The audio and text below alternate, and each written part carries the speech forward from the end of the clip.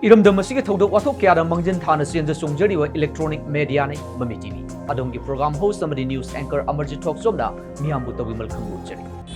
mummy TV ना ngasi phawbada miyamgi seba tawjarapa chahi manga mapung phare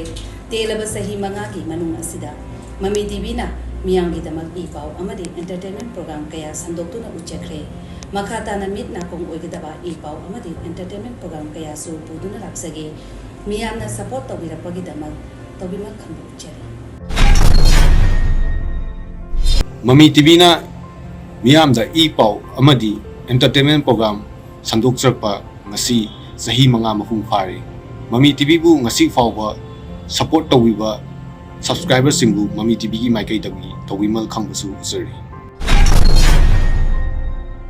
Thawai haksang yamna wakalon amata hotnaminaduna ngasidi chahi manga mapung pharate numit asina lakpada harawba nungaibaga luinina Mami TV gi subscriber singda tawimul khangba uchari tungkoina miyamgi damak Mami TV na matam kuina seba tawba ngamba oijage miyamna so Mami TV bu support tawbiyu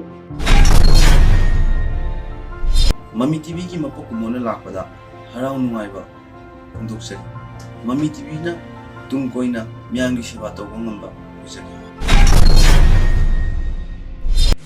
Mata-mata ni ipaw culture amadi tradition bo hena pakthok chokthok hanaba makhal mathel kaya gi thoram sandok chituna nakba chahi manga mapung phare miyamda tawima khangbu uchari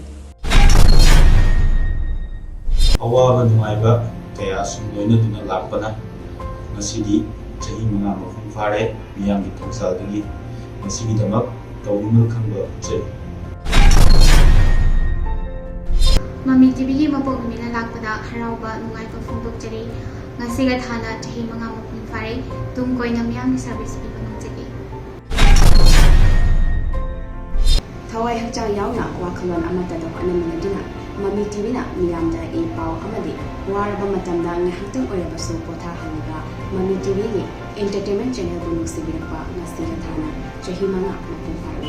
Nimit asna lakpada haraw tayambaga lunina Mami TV ki subscribers ni tawima khangbu uchari